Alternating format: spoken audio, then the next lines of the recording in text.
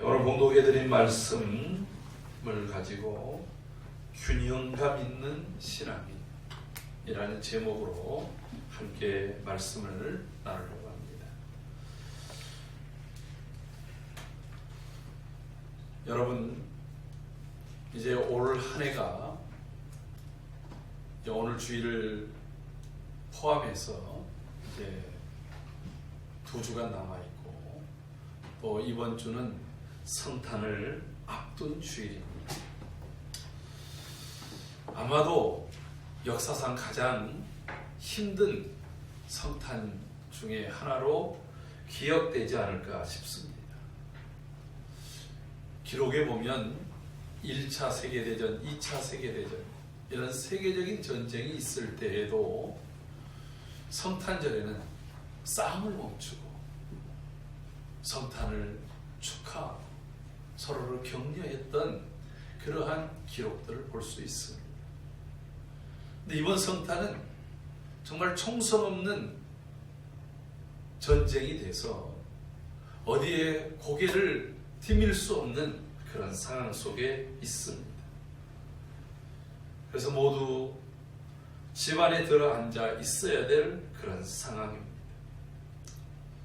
이번 코로나19 3차 팬데믹은 그만큼 위협적이고 많은 사람들에게 공포심을 자아내고 있습니다. 그런데다가 또다시 많은 교회들에서 확진자들이 나오면서 이 사회의 전체에 큰 우려를 만들고 있습니다. 여러분, 과연 이런 때 우리는 어떤 자세로 우리의 믿음을 지키고 하나님을 섬기며 나가야 될 것인가 질문하지 않을 수 없습니다. 앞서 찬양인 것처럼 마라나타 주 예수여 오시옵소서, 이렇게 사모하는 마음을 갖고 그것을 준비하는 우리의 삶 속에서 정말 어떻게 하는 것이 하나님의 뜻에 합당하게 하나님을 기쁘시게 하는 성도로서 살아가는가라고 하는 질문입니다.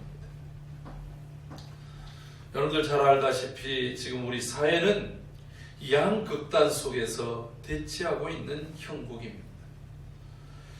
보수와 진보라고 하는 사상적, 정치적, 신학적 대치입니다. 여러분, 우리의 성향 자체가 보수일 수도 있고 중도일 수도 있고 진보적일 수도 있습니다. 그런데 문제는 우리가 어떤 것들을 대할 때 그것이 진리냐 비진리냐, 이것이 참이냐 거짓이냐, 또 이것이 진정한 생명을 위한 것이냐 그렇지 않은 것이냐라고 하는 질문에 답하기 전에 무조건 자기가 생각하는 것, 자신이 소속해 있는 그러한 정치 그리고 사상적인 집단에 따라서 적군과 우군을 구분하고 내 편에 속해 있으면 옳고 다른 편에 속해 있으면 무조건 그러다라고 하는 이러한 사상적인 갈등이 지금 이 온 사회를 더 힘들게 하고 있다라고 하는 것입니다. 여러분, 성탄, 주님이 이 땅에 오신 그 사건의 참된 의미가 무엇입니까? 주님이 이 세상에 오신 것은 죄로 말미암아 모든 것들이 다 극단에 치우쳐버렸던 이 땅 속에 의와 진리를 바로 세우고 그 안에서 하나님과 사람 사이의 화해와 일치를 이루어 주시기 위해서 오셨습니다. 그래서 주님의 십자가의 사건은 불순종의 죄로 말미암아 원수되어졌던 하나님과 우리 사이의 관계를 회복시켜 주셨습니다. 또한 수평적으로는 서로 불신으로 인해서 불의하고 또 서로 시기하던 사람과 사람 사이에 화해를 이루기 위해서 이 땅에 오셨습니다. 그래서 고린도후서 5장 17절 이후서부터 보면 주님이 우리를 위한 화목제물로 오셨다라고 말씀하고 있습니다. 바로 이 성탄과 그리고 십자가, 죽음의 권세를 깨뜨리신 부활은 무너져버린 관계의 회복이며 이 세상을 향한 바른 태도를 다시 복원시켜 주신 사건이라고 할 수 있습니다. 여러분, 이렇게 우리를 다시 회복시켜 주신 주님께서 이 세상을 향해 구원받은 하나님의 자녀로서 이 세상을 향해 우리가 가져야 될 태도에 대해서 가르쳐 주십니다. 오늘 그 태도를 설교의 제목처럼 균형감이라고 하는 것입니다.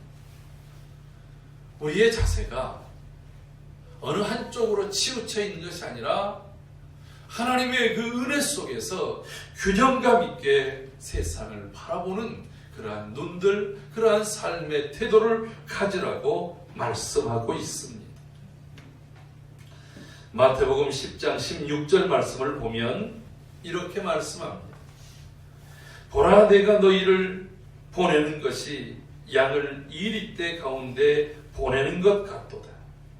그러므로 너희는 뱀같이 지혜롭고 비둘기같이 순결하라고 말씀하십니다. 여러분, 지금 이 말씀이 무슨 말씀입니까? 주님은 제자들을 부르셔서 그들로 이 세상 죄로 오염되고 모든 관계, 하나님과의 관계, 사람들과의 관계가 단절되어지고 그리고 어그러져 있는 이러한 세상을 변화시키기 위해서 제자들을 둘씩 짝을 지어서 내보냅니다. 주님을 따랐던 12제자들 뿐만 아니라 70명의 사도들을 주님께서 이렇게 보내시면서 이 말씀을 하시는 거예요. 그런데 그들이 나가는 세상의 형국이 어떠냐면 이리떼들이 드글드글 거린다는 거예요. 그 이리들 속에 장총을 들고 아니면 강력한 화살이나 창을 들고 가는 그런 사냥꾼처럼 세상에 보내지 않으셨습니다. 그들을 보내는데 이 제자들은, 세상을 변화시킬 제자들은 양과 같다는 거예요. 여러분, 이리들 떼들이 가득한 곳에 양 2마리씩 보내면 여러분, 그것이 어떤 형국입니까? 세상이 아주 그냥 침을 삼키면서 야, 우리의 간식거리가 왔다 그러지 않겠습니까? 여러분들이 나아가는 삶의 현장, 우리의 일터, 우리의 삶의 현장은 믿는 사람들이 더 많은 곳입니까? 불신자들이 더 많은 곳입니까? 불신의 세상, 하나님이 없이 모든 것들을 판단하고 모든 것들을 생각하고 모든 것들을 말하는 그곳으로 하나님의 사람들을 보내는데 그 형국이 마치 양을 이리떼들 가운데 보내는 것 같다라고 합니다. 자기의 목숨 하나도 건사하기 힘든 그러한 곳에 보내는 거예요. 여러분, 주님께서 지금 이 제자들에게 너희들 지금 돈키호테처럼 그냥 주여 그리고서 외치면서 나가라고 그렇게 하신 겁니까? 아니지 않습니까? 아니면 전부 술 한잔 약을 먹이고 야, 이 대일 제국을 위해서 저 미국 합중국을 한번 공격해라 해가지고서 뭘 카미카제식으로 그들 돌아올 연료도 주지 않고 다만 갈 수 있는 그 정도의 연료만 주고 가가지고서 맨 땅에 헤딩하라고 주님이 보내는 겁니까? 결코 그렇지 않습니다. 어떤 사람이 이렇게 이 본문을 가지고 얘기하더라고요. 어떤 사람은 주님 걱정하지 마십시오. 우리가 이리떼와 같은 모습으로 가겠습니다. 변장을 하고 목소리도 바꾸고 그리고 또 온몸에 털도 끼우고 그렇게 해서 가겠습니다. 아니, 오히려 우리가 더 이리가 되지요. 여러분, 주님이 그렇게 하라고 보내지 않았습니다.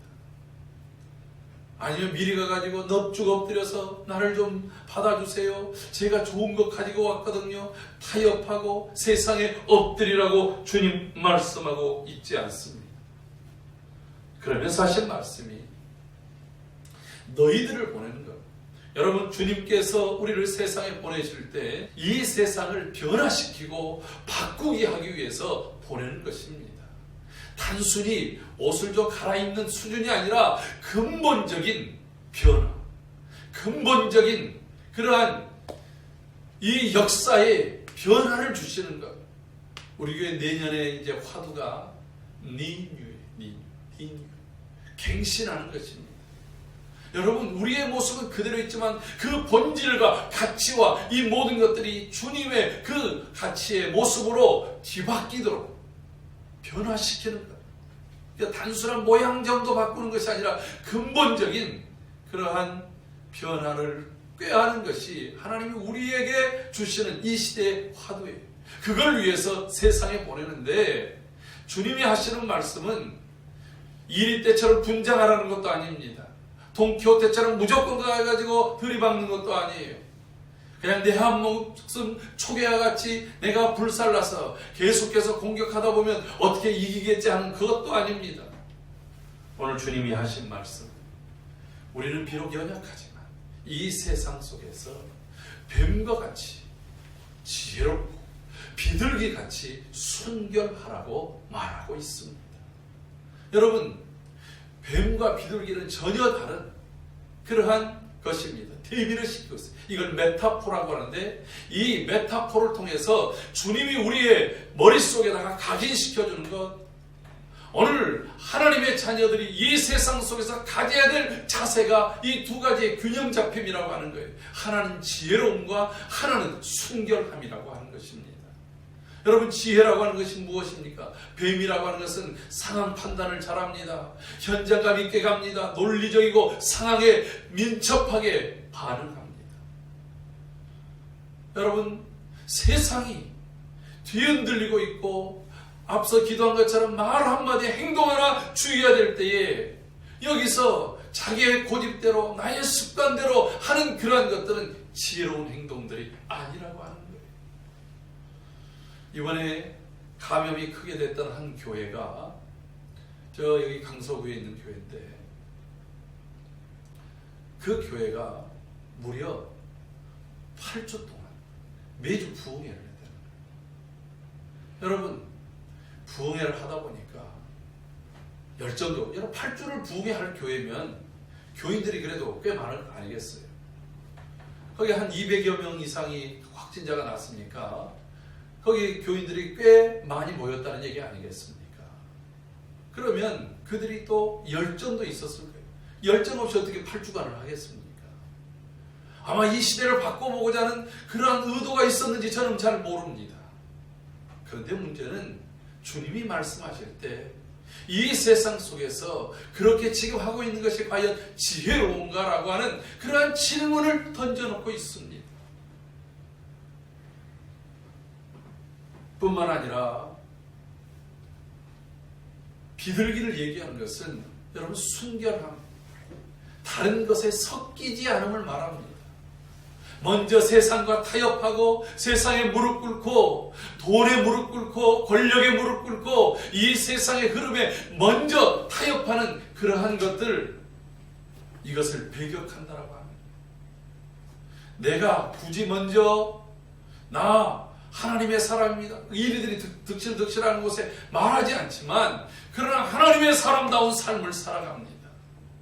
하나님의 사람들에게 우상 앞에 절하라고 하는 사드락과 메삭과 아벤누고와 같은 그런 일이 있을 때는 목숨을 내놓아서라도 저는 우상에게 절할 수 없습니다. 내가 믿는 하나님이 우리를 능히 구원하시려니와 만약에 그리하지 아니하신다 할지라도 우리는 우상 앞에 절할 수 없습니다. 무릎 꿇을 수 없습니다. 이것이 바로 순결함을 지키는 성도인 줄로 믿습니다. 여러분, 이 균형 잡힌 것, 오늘 우리가 얼마나 우리의 삶 속에서 지혜롭게 행하고 있는가, 하나님이 주신 지혜를 가지고 이 세상을 살아가고 있는가, 또한 이 세상 속에서 세상의 문화 속에 있지만 우리가 세상에 살고 있지만 세상에 섞이지 않는 것, 세상의 사상과 세상의 세속의 흐름과 세속의 정신에 물들이지 않은 것, 이것을 참 경건이라고 야고보서 1장에서는 말하고 있습니다. 야고보서 1장 28절에서 얘기하는 경건이 무엇입니까? 이 세속의 가치에 물들이지 아니하고 우리는 하나님이 주신 말씀처럼 과부와 객과 같은 어려운 이웃들을 그리스도의 사랑으로 돌보는 것이 살아있는 경건이요 살아있는 믿음의 모습이라고 말씀하고 있지 않습니까? 오늘 이것이 지혜로움과 순결함을 지켜가는 뱀을 통해서 배우는 지혜요, 그리고 비둘기를 통해서 배우는 순결함인 줄로 믿습니다. 데살로니가후서 2장 13절에도 이렇게 말합니다. 주께서 사랑하시는 형제들아, 우리가 항상 너희에 관하여 마땅히 하나님께 감사할 것은 하나님이 처음부터 너희를 택하사 성령의 거룩하게 하심과 진리를 믿음으로 구원을 받게 하려 하심이니 라고 말씀하고 있습니다.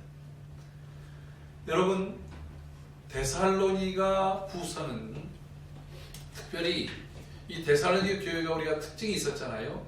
믿음의 역사가 있었고 사랑의 수고가 있었고 소망의 인내가 있어서 이 복음을 전했던 사도 바울에게 있어서는 늘 생각할 때마다 위로가 되고 기쁨이 됐던 교회였어요. 그런데 이 교회에 문제가 한 가지 생겼습니다. 어떤 문제냐면 거짓 교사들이 와서 예수님의 재림에 대한 잘못된 그릇된 사상을 가르쳤어요. 예수님이 이제 곧 올 거니까 아무것도 할 필요 없대. 직장 다닐 필요도 없고 학교 다닐 필요도 없고 그냥 교회 나와가지고 함께 모여서 찬송하고 주님 빨리 오셔서 우리 데려가 주세요. 여러분, 우리가 마라나타 아멘 주 예수여 오시옵소서 하고 주의 대림을 기다리지만 그 기다린다고 해서 주님이 곧 재림하신다고 해서 아무것도 하지 않고 한 곳에 모여가지고 주님 오시기만을 그냥 넉넉히 하늘만 쳐다보고 있으라고 주님 말씀하지 않습니다. 저는 그런 측면에서 굉장히 좋아하는 찬양이 땅끝에서라고 하는 거예요. 그 땅끝에서의 찬양이 무엇입니까? 내가 주님 오시기를 기다리고 주님 맞을 준비를 하는데 내가 땅끝, 이 세상 모든 끝에서부터 주의 일들을 감당하다가 주님 주신 사명을 행하다가 그 일을 하겠노라. 주님을 맞이하겠노라고 하는 것입니다. 할렐루야. 스피노자 같은 사람이 내일 지구의 종말이 온다 할지라도 나는 한 그루의 나무를 심겠다라고 말했던 그러한 정도의 얘기가 아니더라도 주님이 오늘 내 생명을 데려간다 할지라도, 아니 주님이 오늘 우리에게 재림하신다 할지라도 우리에게 맡겨주신 사명의 일들을 다 하다가 바로 그 자리에서 아멘 주 예수여 내가 주님을 사모하고 맞이합니다라고 하는 그 자세가 성도의 자세가 되어야 된다는 거예요. 할렐루야. 그렇게 종말을 대비하던 그러한 성도들이 가져야 될 두 가지의 균형 잡힌 자세가 있는데 그것이 무엇이냐? 하나는 성령이고 하나는 진리라고 하는 거예요. 다른 말로 얘기하면 성령 충만함. 여러분, 어떻게 성령 충만합니까? 우리가 열정적으로 기도해야 됩니다. 주님의 은혜를 사모해야 됩니다. 밤낮 간구하는 자들에게 아버지께서 성령을 주시지 않겠느냐고 말씀하셨습니다. 할렐루야. 우리가 성령 충만의 권능을 받아서 이 세상에서 주의 증인이 될 수 있습니다. 성령 충만해야 의와 진리와 생명에 대한 것들을 감당해 갈 수 있다라고 하는 거예요. 여러분뿐만 아니라 우리의 성령 충만함이라고 하는 것이 하나님의 진리의 말씀 안에서 그 성령 충만함이 나타날 때 능력이요 힘이 될 줄로 믿습니다. 그런데 어느 한쪽으로만 치우쳐요. 우리는 성령을 위해서 기도만 해요. 얼마 전에 어떤 한 목사님이 그러는 거예요. 저는 책을 잘 읽지 않습니다. 성경도 그렇게 많이 보지 않습니다. 하지만 저는 기도를 많이 합니다. 그래서 그 능력으로 살아갑니다. 여러분, 이 말에는 굉장히 중요한 부분이 있어요. 저는 정말 기도를 하나님 앞에 사모하며 열심히 합니다. 이게 정말 박수할 만합니다. 그런데 여러분, 저는 기도하기 때문에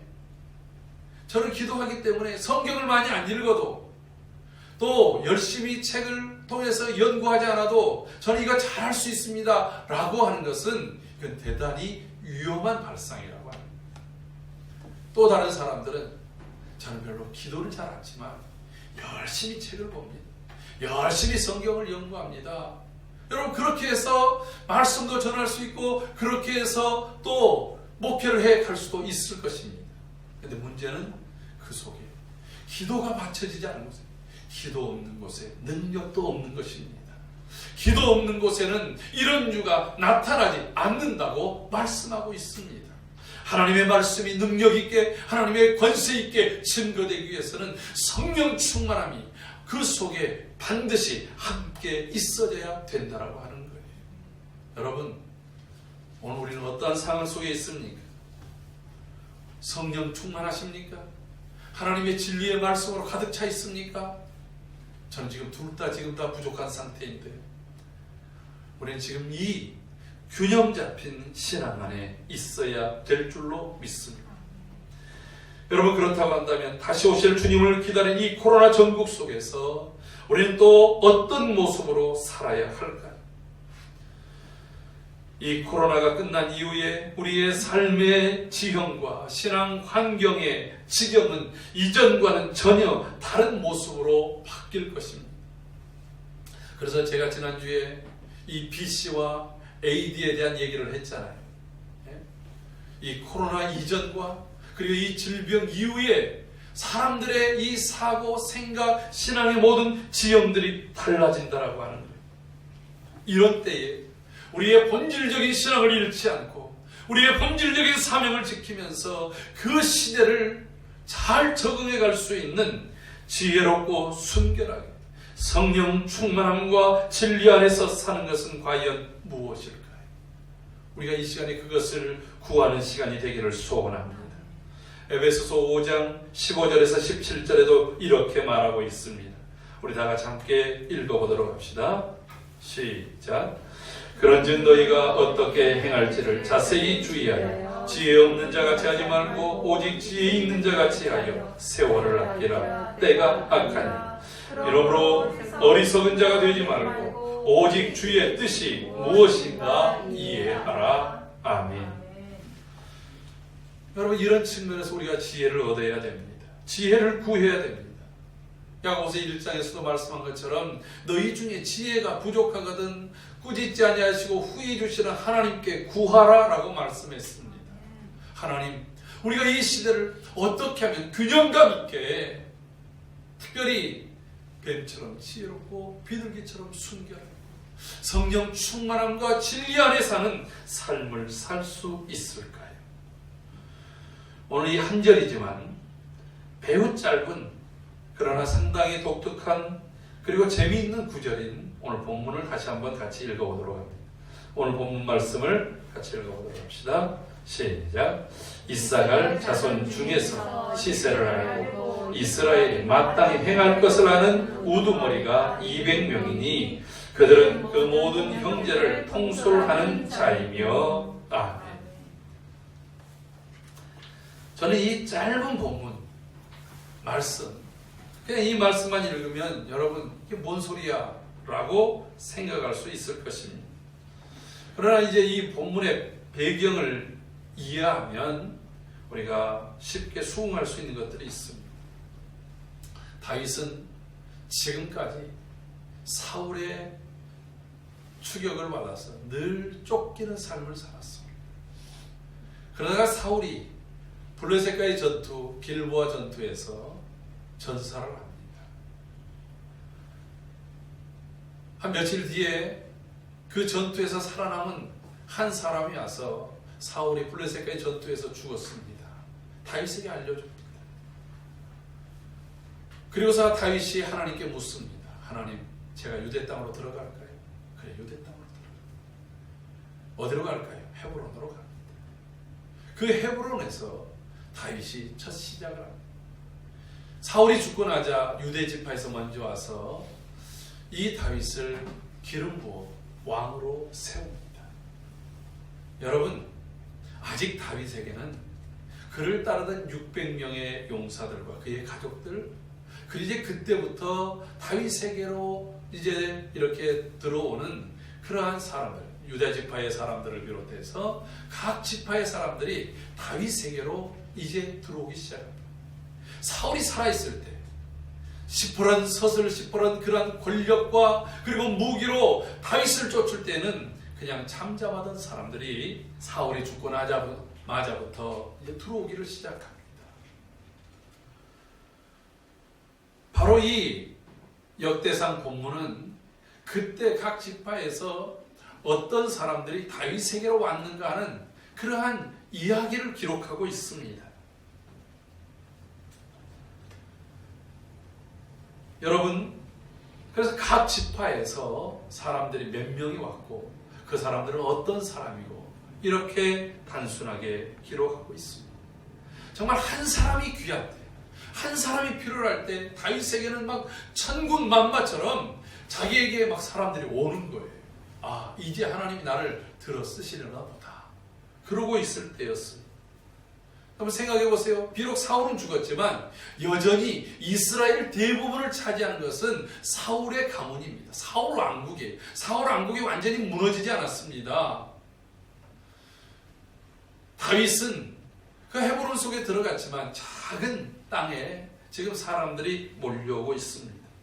그런데 어떤 사람들이 더 많이 필요할까요? 싸움을 해야 되니까. 사울 진영과 내전도 해야 되지만 주변에 블레셋이든지 다른 나라들, 때로는 아말렉하고도 싸우기도 했었고요. 여러 부족들과 싸워야 전쟁을 치러야 되기 때문에 싸움 잘하는 사람이 필요한 거예요. 활 잘 쓰는 사람, 칼을 잘 쓰는 사람, 창을 잘 쓰는 사람, 이런 사람들이 각 지파에서 왔어요. 그래가지고 이 본문을 살려 역대상 12장을 보면 능히 싸우는 자가 12만 명이고 능히 진영에 나가서 싸움을 잘하는 자들, 다 싸움을 잘하는 자들, 전부 싸움을 잘해요. 방패와 창을 가지고 따르는 사람들, 이렇게 이야기들을 합니다. 모든 무기를 잘 다룰 줄 아는 사람들이 있습니다. 그런데 유일하게 딱 이 본문 한 군데에서만 그런 군사가 하나도 없어요.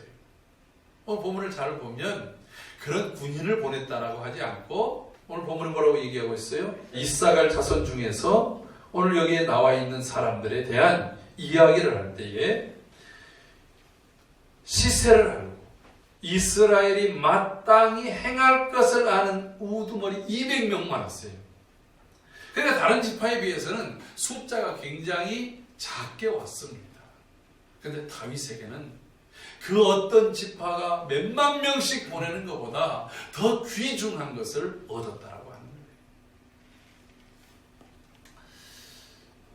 요즘에 이제 재밌게 읽고 있는 책 중에서 삼국지 경영학이라고 하는 책을 읽고 있어요.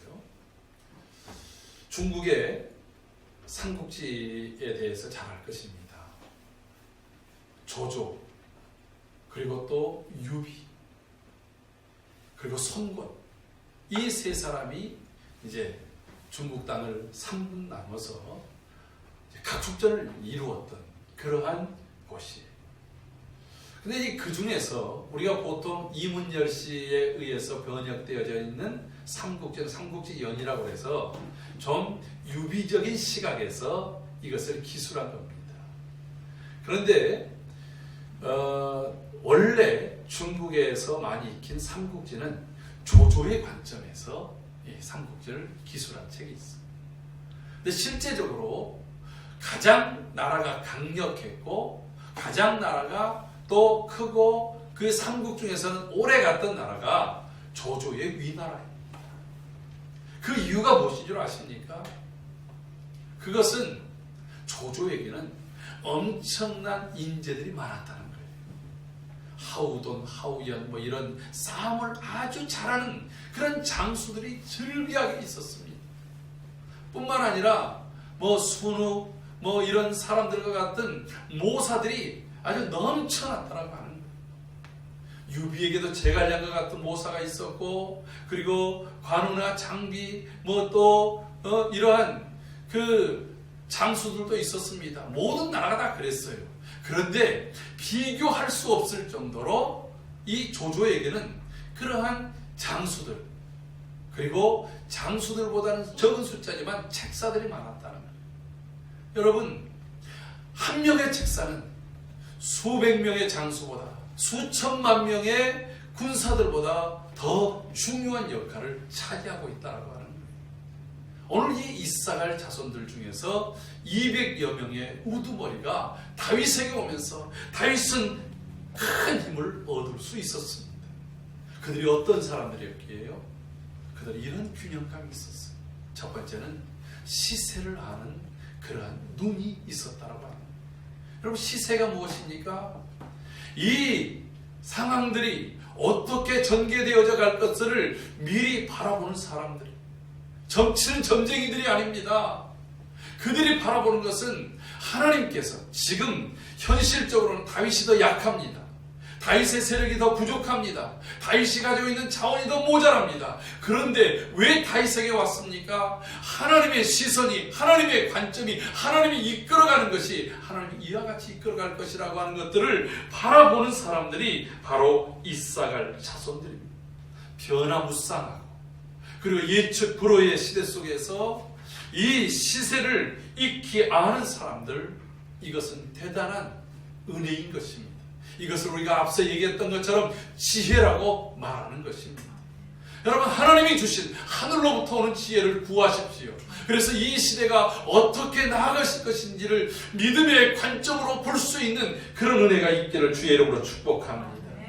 이사갈 지파의 리더들은 막연한 미래를 황대 꿈만 꾸고 있는 것은 아니었습니다. 지금 현재 마땅히 해야 될 일이 무엇인지를 알고 있었습니다. 여러분, 미래뿐만 아니라 그럼 그 미래를 위해서 오늘 내가 무엇을 할까요? 우리는 많은 꿈을 꿉니다. 소년이 야망을 품으라 웃지 마라, 그 사람이 얘기를 했어요. 근데 이 사람이 얘기했을 때 그 야망을 품으라 할 때 사람들이 다 그래 나 이런 거 될 거야 그런 소망을 가져요. 근데 막연하게 소망을 꾸면 그건 어리석은 일이라고 하는 거예요. 그래서요, 어떤 책에 보니까 꿈만 꾸는 사람, 그리고 꿈을 가진 사람, 꿈을 이루는 사람, 이런 제목으로 책을 썼어요. 여러분, 우리가 꿈만 꾸고 있다가 몽상가예요. 꿈은 있을 때 실천하지 않는다 한다면 그 꿈은 그냥 사라져버리는 쓰레기와 같다라고 하는 거예요. 그러나 그 꿈을 이루기 위해서 내가 오늘 지금 무엇을 해야 될지를 아는 것, 그리고 그것을 실천하는 것, 이것이 대단히 중요하다라고 하는 것입니다. 삶의 우선순위가 무엇인지를 알고 있습니다. 군사로 움직여야 될 때, 훈련시켜야 될 때, 군량미를 모아야 될 때, 그런 상황을 잘 분석하는 사람들입니다. 뿐만 아니라 어떻게 훈련을 시켜야 될지, 진영은 군사의 숫자에 따라서 어떻게 펼쳐야 될지, 그리고 또한 삶의 것들을 어떻게 분배해야 될지, 어떤 사람들을 앞장세워야 될지, 이런 것들을 아는 것이에요. 여러분, 여러분의 일터에서도 마찬가지일 것입니다. 지금 이 변화무쌍한 시대를 예측하고 그리고 그것을 예견할 줄 아는 사람, 특별히 믿음의 시간, 요셉처럼 말이죠. 지금 우리가 이렇게 안주해 있을 때가 아닙니다. 하나님께서 내년부터 큰 풍년을 주실 것입니다. 여러분, 풍년이 온다고 해서 무조건 좋은 소식만 아니에요. 전에도 한번 말씀드렸죠. 풍년이 2년 되고 3년 되면요, 더 큰 위기가 올 수 있어요. 사람들은요, 그냥 전부 자만에 빠집니다. 안일에 빠져버립니다. 게으름에 빠져버립니다. 오히려 경기는 디플레이션에 빠질 수도 있어요. 왜 그렇습니까? 너무 풍족하니까. 우리가 선교 중보 기도하다가 나우르라는 나라를 위해서 기도한 적이 있지 않습니까? 그 땅에 천연적으로 있었던 인산 때문에 그걸 판매해가지고 세계에서 가장 GDP가 높은 나라였어요. 1인당 10만 불이 넘는 그런 나라였습니다. 그것이 벌써 20년 전의 상황이었어요. 그런데 그 나라가 인산이 떨어지고 나니까 점점 그 경제 규모가 축소돼서 GDP 5천 불로까지 떨어졌던 적이 있었어요. 여러분, 나라가 10만 불이 넘다가 5천 불로 떨어진 거, 이거 아주 망한 것 아닙니까? 그런데 더 큰 문제는 경제력이 떨어진 데가 문제가 아니었어요. 이들이 10만 불을 계속해서 유지할 때 그냥 그 국민으로 있으면 나라가 매해마다 1억 이상씩 주는 거예요. 여러분, 랍스터 먹고 싶으면 나라에서 전세 비행기를 떼줘가지고 그것을 미국 보스턴에 가서 랍스터를 먹고 여행을 하고 돌아올 사람들이었습니다. 그런데요, 이들이 너무 풍족하다 보니까 일을 하질 않아요. 배우려고 하질 않아요. 집에는 가정부를 둡니다. 모르는 것들은 그냥 집사를 시키면 됩니다. 그래서 먹기만 합니다. 운동을 하지 않습니다. 그러니 비만해집니다. 성인병으로 가득 차 있습니다. 나중에는 작은 아주 단순한 일조차도 할 수 없는 그런 상황이 되어버리고 맙니다. 여러분, 이게 오늘 미래를 준비하지 못하면 아무리 풍년이 오고 아무리 경기가 호조가 된다 할지라도 그것은 선용하지 못하면 망하는 거예요. 미래를 대비할 줄 알아요. 그래서 구체적으로 어떻게 할 것인지 요셉은 이렇게 말하지 않습니까? 1년에 5분의 1씩 그것을 거두어서 창고를 만들고 곳곳에다가 군사를 둬서 그것을 전부 차곡차곡 쌓아두십시오. 그걸 지키십시오. 그리고 7년 흉년이 왔을 때 그것을 가지고 사람들에게 나누면 이 나라가 보존되고 보존될 뿐만 아니라 그 주변에서 가장 강력한 나라의 권세를 이루고, 여러분 그때 전까지는요 국민들이 거의 지방 분권처럼 있었던 그 나라가 강력한 중앙 집권적인 체제를 이룰 수 있었던 게 뭐예요? 이 위기가 기회가 됐던 거예요. 여러분 위기는 또 하나의 기회를 위한 출발점이라는 말이 있어요. 그러나 마땅히 행해야 될 것들을 알지 못하고 행하지 않는다고 한다면 여러분 그때가 왔을 때 아무것도 할 수 없다. 기회는 주어졌을 때 그때 붙잡아야 되는 건 아니겠습니까? 오늘 바로 이 위기 때 이 시세를 분별할 줄 아는 것. 여러분 하나님께서 우리에게 이 위기를 주신 것은 우리의 신앙을 다시 온전하게 세우기 위한, 우리의 신앙을 다시 하나님의 뜻에 합당한 모습으로 세우기 위해서 주신 기회인 줄로 믿습니다. 그렇다고 한다면 내가 어디에 하나님과 어긋난 부분이 없는지, 내가 돌이켜야 될 부분은 무엇인지를 돌아보는 거예요. 하나님께서 이 시대를 어떻게 이끌어갈 것인지를 믿음의 눈으로 더 활짝 열고 바라보는 것입니다. 고정관념에서 깨어나야 됩니다. 눈앞에 보여지는 현상에 따라서 우왕좌왕해서는 안 됩니다. 여러분 내 고정관념 따라서 옛날 습관 그대로 나간다고 한다면 이 바뀌어진 세대에서는 전혀 거기에 적응하지 못하고 도태되어 버리는 그러한 모습이 되고 말 것입니다. 교회는 하나님이 이끌어 가시는 그 뜻을 깨닫지 못한다고 한다면 교회는 점점 가난한 성도들만 양산하고 말 것입니다. 로마서 11장 36절 말씀처럼 이는 만물이 주에게서 나오고 주로 말미암고 주에게로 돌아갑니다. 그에게 영광이 세세에 있을지어다. 아멘. 이렇게 말씀하신 것을 믿습니다. 사랑하는 성도 여러분, 그렇다면 이 세대가 어떻게 될 것인지를 하나님의 시각에서, 하나님의 관점에서 이해하는 자로서, 또한 마땅히 내가 해야 될 일이 무엇인지, 오늘 우리 귀한 집사님께서 기도할 때 하나님, 우리가 이럴 때에 정말 더 기도하고 하나님의 말씀을 붙들고 그 약속의 말씀을 가지고 인내하면서 포기하지 않고, 그러나 또 내 속에 그리스도의 은혜와 사랑으로도 충만히 채워지는 그러한 삶이 되게 하여 주옵소서. 앞서 말씀드린 것처럼 지혜가 부족해서 막무가내로 나 하고 싶은 대로 하는 그러한 교회 모임이 돼서는 안 됩니다. 그렇다고 권력과 주변의 따가운 시선 때문에 두려움에 빠져서 교회가 마땅히 해야 될 일들은 행하지 않고 오히려 타협하고, 그리고 또 그 앞에 굴복하고 포기하는 일들도 해서는 안 됩니다. 왜냐하면 그것은 교회의 순결성을 잃어버린 일들이 되기 때문에 그렇습니다. 사랑하는 성도 여러분, 이 소망 없는 때에 더욱 간절히 산 소망 되시는 예수 그리스도를 굳게 붙잡고 깨어 기도해야 됩니다. 무엇보다 고난 가운데 있는 성도들을 더욱 격려하며 서로 돌아봐야 됩니다. 이때는 우리의 믿음을 불같이 시험으로 연단하는 때입니다. 그러나 이 때가 지나가면 하나님께서 다시금 반드시 하나님의 교회를 통해서 이 시대를 변화시키고 주님 다시 오실 길을 준비케 하는 그러한 순결한 성도들을 통하여 일하실 줄로 믿습니다. 그때까지 포기하지 말고 소망 가운데 인내하며 오늘의 믿음을 지켜가라. 그리고 아멘 주 예수여 어서 오시옵소서 사모함으로 성탄을 준비하는 저와 여러분들이 되기를 주의 이름으로 축복합니다. 아멘.